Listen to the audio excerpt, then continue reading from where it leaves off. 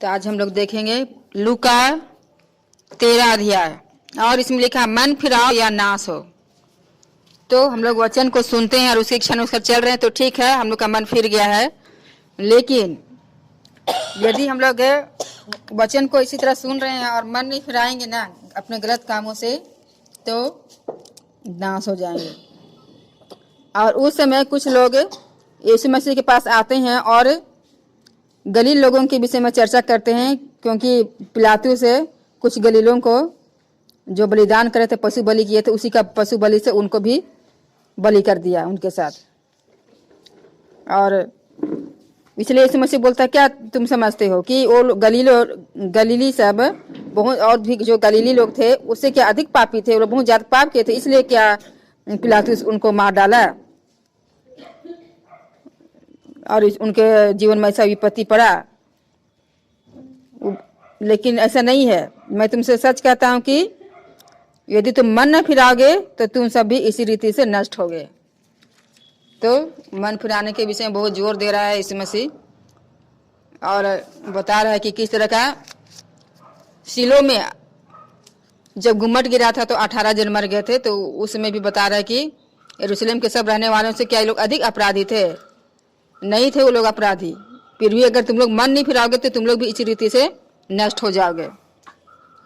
थोड़ा सा भी गलती के लिए परमेश्वर क्या करता है, बार बार देखते रहता है कि ये लोग गलत काम कर रहे हैं और सुधरने का नाम नहीं ले रहा है, बता रहा है, चेतावनी दे रहा है, फिर भी नहीं सुन रहे हैं, तो अचानक नाश हो जाएगा। क्योंकि नीति वचन 29 का में क्या लिखा, जो बार बार डांटे जाने पर भी हट नहीं छोड़ता है, हट करता ही रहता है, तो वो लोग अचानक नाश हो जाते हैं और कोई उपाय काम में नहीं आता है। और फिर वो उनको एक दृष्टांत बताता है और बोलता है कि किसी की अंगूर की बारी में एक अंजीर का पेड़ लगा हुआ था। अंगूर का बारी था देखिए, और उसमें अंजीर का पेड़ भी लगा हुआ था। अंजीर का पेड़ कितना बड़ा होता है? डूमर पेड़ बहुत बड़ा होता है।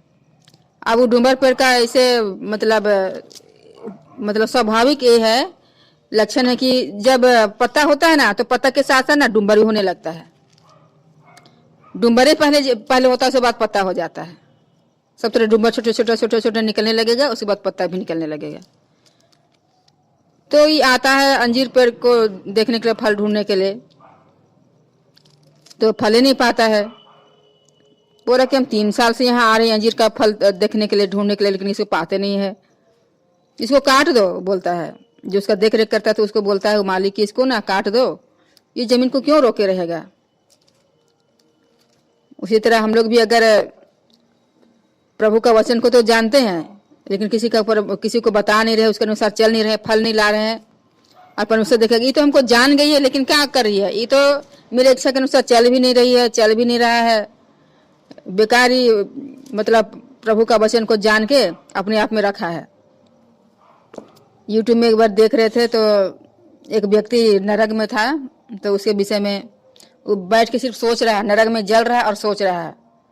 तो प्रभु यीशु मसीह बता रहा है, जिस व्यक्ति को नरक का दर्शन दिखाया था ना, उस व्यक्ति को बता रहा है कि ये व्यक्ति हमको जानता था और मेरा वचन का प्रचार ये लोग कभी किसी को नहीं बताया, ना अपनी पत्नी को बताया ना अपने बच्चों को बताया, इसलिए आज ये नरक में है। ऐसा इसलिए आप लोग अभी वचन सुन रहे हैं तो प्रभु का वचन को बताना है, चुपचाप नहीं रखना है, किसी न किसी को तो बताना ही है। हमेशा बोलते हैं बाइबल पकड़ के तो नहीं बता सकते, लेकिन इसी तरह अपना गवाही दे सकते हैं कि हम प्रभु से प्रार्थना किए तो ऐसा किया वैसा किया बोल के बताते रहिए। नहीं तो ऐसे बोलेंगे 3 साल हम सब देख रहे हैं, हमको ग्रहण कर लिया और ये कुछ कर ही नहीं रहा है ना, किसी को वचन प्रचार कर ही नहीं रहा है। इसलिए जमीन में पेड़ है, इतना बड़ा विशाल पेड़, सिर्फ दिखाने के लिए, सिर्फ खा पी रहे हैं लोग और प्रभु का वचन प्रचार ही नहीं कर रहे हैं, उसका काम ही नहीं कर रहे हैं। तो इसलिए अंजीर का पेड़ भी इसी तरह टाड़ा हुआ था जमीन में। क्यों टाड़ा रह गया? इसको काटो। तब वो मालिक बोलता है कि हे स्वामी, इस वर्ष रहने दे, मैं इसके चारों ओर खोद कर खाद डालूं, और यदि आगे को फले तो भला, नहीं तो उसे काट डालना। तो आज भी यीशु मसीह ना पिता परमेश्वर के धनी विराजमान है और हम लोगों के लिए इंतजार कर रहा है। इसको तो बहुत बदमाशी कर रहा है, इसको तो मार ही डालना है बोल के, इसको मार डालेंगे बोल के बोलता है ना, पिता परमेश्वर तो प्रभु यीशु मसीह रोक देता है, नहीं नहीं और 1 साल रुक जाइए, उसके बाद हम इसको सिखाएंगे इसके माता पिता के द्वारा या किसी और के द्वारा या दोस्तों के द्वारा, और इसके बाद सुधरेगा तो ठीक है। 1 साल तक हम इसके पीछे पड़े रहते हैं और उसके बाद क्या करता है, अपने दोस्तों के द्वारा या माता पिता के द्वारा या किसी और के द्वारा बताते रहता कि ऐसा नहीं करो, ये गलत है, लेकिन भी वो लोग सुधरने का नाम नहीं लेते। अगर सुधर गए तो ठीक है। तो इसी तरह ये क्या कर रहा है, बोला कि और 1 साल रुक जाइए, तो इसका चारों ओर हम क्या करेंगे, खोदेंगे, खाद डालेंगे। देखिए खोदने से कितना मेहनत है ना, उसके पीछे खोदो, फिर खाद डालो, फिर हमेशा पानी देते रहो। तो उसे ही एक जन के पीछे, पापी के पीछे पड़ल रहना पड़ेगा। अच्छा व्यवहार के द्वारा कुछ भी करके उसको क्या करना है, प्रभु का बात बता के किसी तरीके से बताने के द्वारा प्रभु करीब लाना होगा और उसमें फल पैदा करना पड़ेगा। क्योंकि बाइबल में लिखा है, मेरे ख्याल से व्यवस्था विवरण 11 में हम लोग देखेंगे, व्यवस्था विवरण 11, हाँ 11 ही देखते हैं। उठते बैठते सोते जागते अपने बच्चों से क्या करो, चर्चा करते रहो, बोला है उसमें।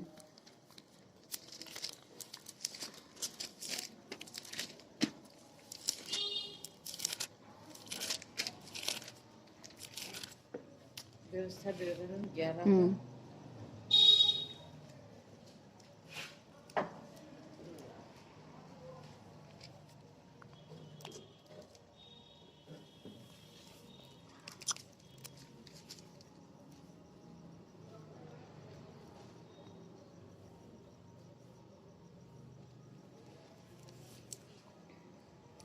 19 नंबर 18, 19, 20। इसलिए तुम मेरे ये वचन अपने अपने मन और प्राण में धारण किए रखना और चिन्ह के रूप में अपने हाथों पर बांधना, और वे तुम्हारी आंखों के मध्य में टिके का काम दे, और तुम घर में बैठे मार्ग पर चलते लेटते उठते इनकी चर्चा करके अपने बच्चों को सिखाया करना, और इन्हें अपने अपने घर के चौखट के बाजुओं और अपने फाटकों के ऊपर लिखना। तो प्रभु का वचन को इस तरह क्या करना है, हमेशा दिमाग में याद करना, आंखों के बीच में दिमाग में टीका का काम आना चाहिए। सब वचन ना दिमाग में घूमते रहना चाहिए वचन सब। और बोल रहा कि घर में बैठे रहेंगे तब भी बच्चों से चर्चा करो या किसी से चर्चा करो, जा रहे मार्ग में तो कोई है तो उससे भी चर्चा करते जाओ। उठते बैठते सोते जागते सिर्फ चर्चा ही करते रहो ना, ऐसा करना है। और क्या करना है, वचन को सब जगह चौखट में भी लिख देना है ताकि याद रहे कि हाँ परमेश्वर के वचन है, यादें रहते रहे। घुसते निकलते देखते रहे कि अरे ये सब वचन लिखा हुआ है। तो वैसा हम लोग करना पड़ेगा।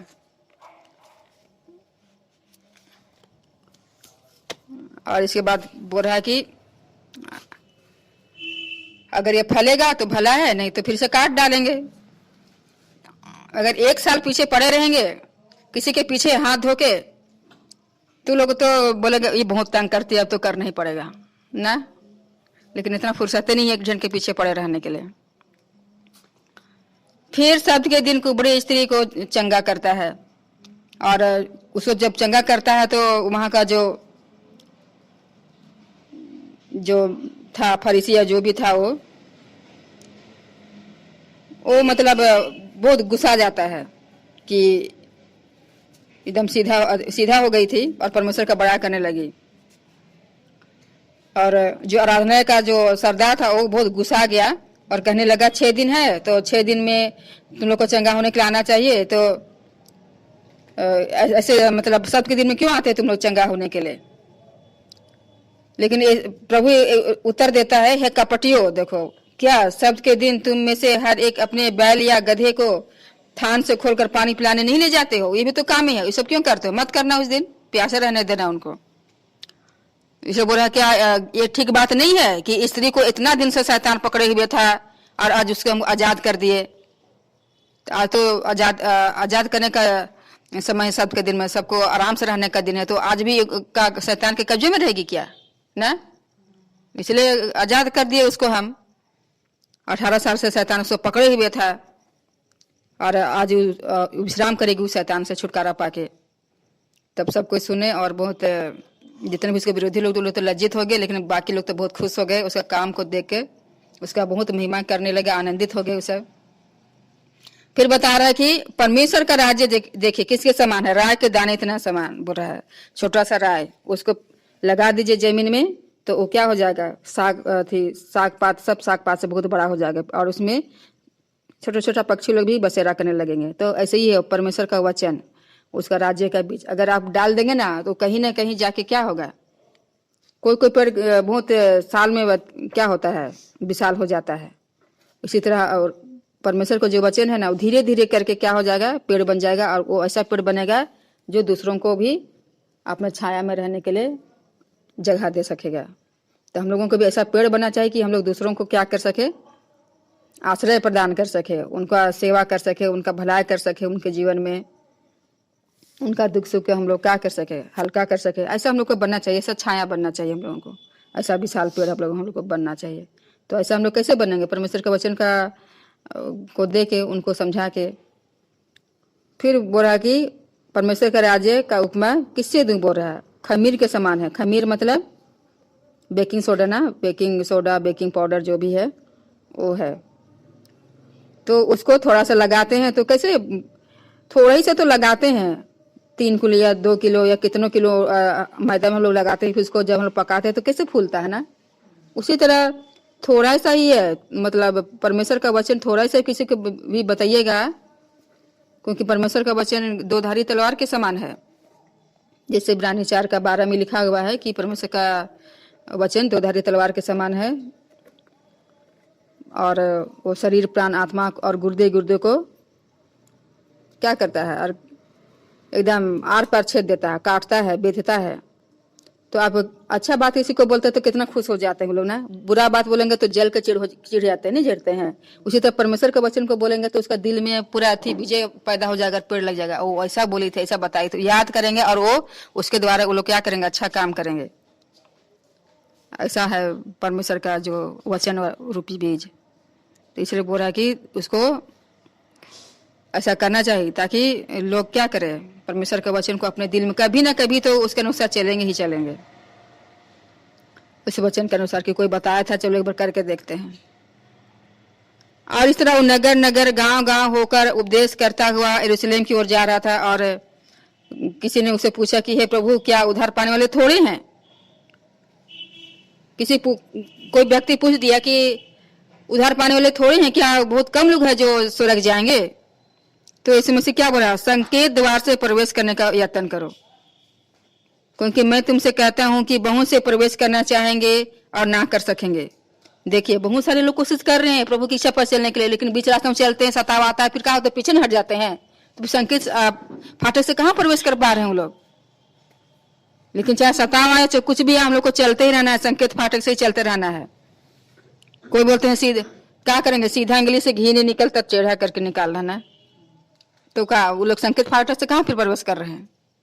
टेढ़ा चाल चलेंगे तो हाँ घूम जा रहा है, यू टर्न मार बुराई की तरफ हाँ, बुराई से यू टर्न मारना चाहिए, सीधा तरफ चलना चाहिए। तो और क्या कर रहे हैं, उल्टा ही रास्ता चलेंगे तो कहाँ। इसे बोल रहा है बहुत सारे लोग नहीं जा पाएंगे, इसलिए संकेत द्वार से प्रवेश करो, यत्न करो। बहुत सारे कोशिश तो करे लेकिन नहीं सक रहे हैं।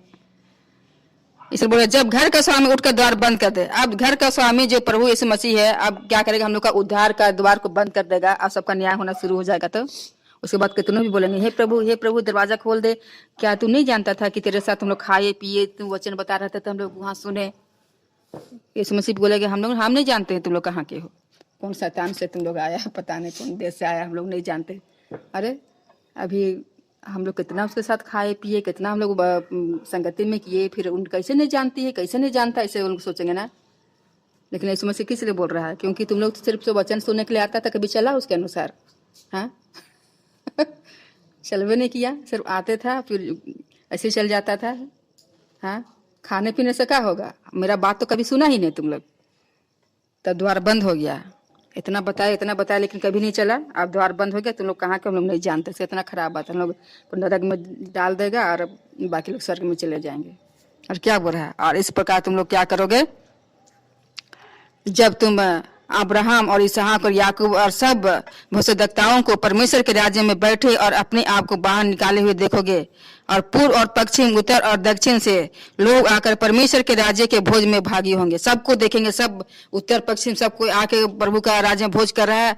और हम लोगों को परमेश्वर क्या कर दिया है, जो दुष्ट लोग होंगे ऐसे लोगों को क्या कर दिया है, ऐसे जगह में डाल दिया कि लोग रोना और दांत पिसना होगा बोल रहा है। क्योंकि लोग कुकर्म करते थे, प्रभु की इच्छा पर तो प्रभु का वचन तो सुनते थे, रोज दिन चर्च आते थे, दशमांश भी देते थे, दान भी देते थे, सब कुछ करते थे, लेकिन मन में क्या करते थे, कुकर्म का भी काम करते थे। हाँ, जो लोग नरक गए ना, वो लोग बहुत सारे ऐसे लोगों को देखा, प्रभु का दास लोगों को देखा, जो लोग बड़ा बड़ा चर्च बनाया था ऐसे लोगों को भी देखा। तो वो बताया यीशु मसीह कि ये लोग थोड़ा थोड़ा गलती के लिए मतलब ऐसे नरक में है, माफी नहीं मांगे। क्योंकि बहुत बड़ा बड़ा दास लोग क्या किए हैं, सुंदर सुंदर लड़की लोग भी आएंगे तो मन में विचार करते हैं और उसको माफी नहीं मांगते थे। सोचे तो वो तो गलती ना है, मन में करो या करो ऐसे गलत मोबाइल में देखेंगे, लैपटॉप में देखेंगे तो क्या होगा। बहुत बड़ा तू काम किया तो क्या हुआ, तो गलत भी तो काम कर रहा ना। तो छोटा छोटा गलती के लिए क्या होगा, परमेश्वर नरक में डाल देगा और वहां उनको रोना और दांत पीसना होगा।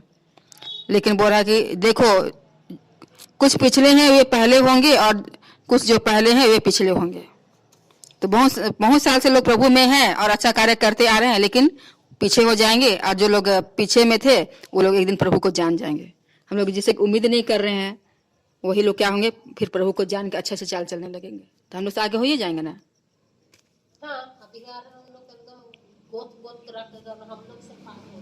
हाँ, तो हम लोग पीछे नहीं रहना, हम लोग पीछे हैं, समझ लो आगे रहेंगे।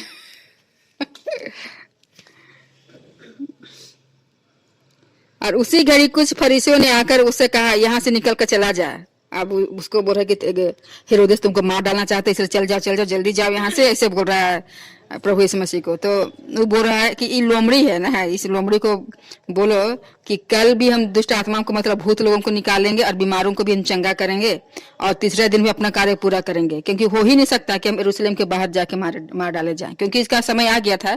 तो और 3 दिन है मेरा मरने समय, इसी तरह का प्रचार करने का उसको बता रहा है। और इसके बाद जान गए थे कि बहुत निकट आ गया मेरा समय, इसलिए बोल रहे हे यरूशलेम तू जो भविष्यद्वक्ताओं को मार डालता है। कितना भविष्यद्वक्ताओं को लोग मार डाला है, और जो तेरे पास भेजे गए उन पर पथराव करता है। हमेशा परमेश्वर क्या किया, इनका मन परिवर्तन होगा बोल के भविष्यद्वक्ताओं को भेजा, और कितने लोगों को मतलब उनका प्राण बचाने के लिए भेजा। लेकिन ये लोग क्या किया, किसी को मार डाले, किसी को पथराव किए। लेकिन यीशु मसीह बोल रहा कि हम तो आए कि तुम लोगों को क्या करे, जैसे मुर्गी अपना बच्चों को चील से बाल से बचा लेती नहीं, अपने पंखों में समेट लेती है, वैसे तुमको शैतान से बचा लेंगे, सोचे इकट्ठा करेंगे रखेंगे। लेकिन तुम लोग ऐसा चाहता ही नहीं है, इसे तुम्हारा जो घर है ना उजाड़ छोड़ा जाता है।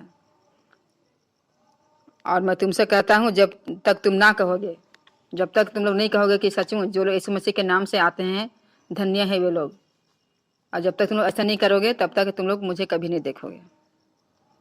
तो इसी तरह हम लोग परमेश्वर भी क्या बोला है कि यदि एक प्याला भविष्यद्वक्ता को भविष्यद्वक्ता जानकर या मेरे लोग हैं ऐसे जान के तुम अगर मेरा चेला जान के तुम उसे पिलाओगे तो